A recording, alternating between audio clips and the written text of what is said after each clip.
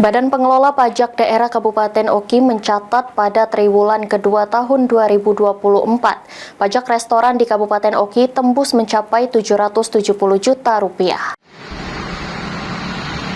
Badan Pengelola Pajak Daerah Kabupaten Oki mencatat pada triwulan kedua tahun 2024, pajak restoran di Kabupaten Oki tembus mencapai 770 juta rupiah. Kebijakan Badan Pengelola Pajak Daerah Kabupaten Oki memasang 10 tapping box untuk memantau pajak restoran membuahkan hasil. Tercatat pada triwulan kedua hingga Agustus 2024, pajak restoran telah mencapai 770 juta rupiah. Sekretaris Badan Pengelola Pajak Daerah Kabupaten Oki, Putra Taufan, mengatakan meningkatkan pajak restoran atas adanya kebijakan Badan Pengelola Pajak Daerah Kabupaten Oki memasang 10 tapping box untuk memantau pajak restoran. Saat ini ada 27 unit tapping box yang dipasang di restoran Oki. Dengan dipasangnya tapping box tersebut, pihaknya berharap pemilik usaha restoran bisa melaporkan pajak hasil penjualan mereka secara tepat dan benar. Sampai triwulan kedua ini untuk bulan Juni per 1 Juli 2024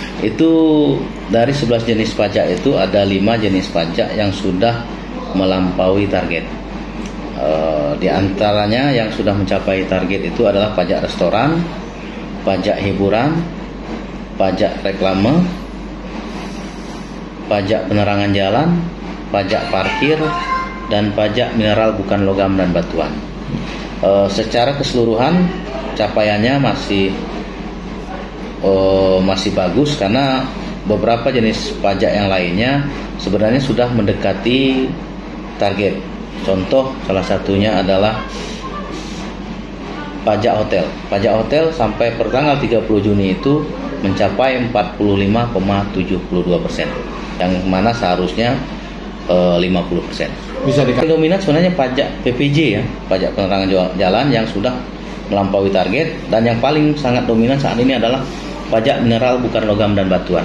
95 miliar 970 juta baru tercapai 29 miliar 641 juta 274.807 rupiah.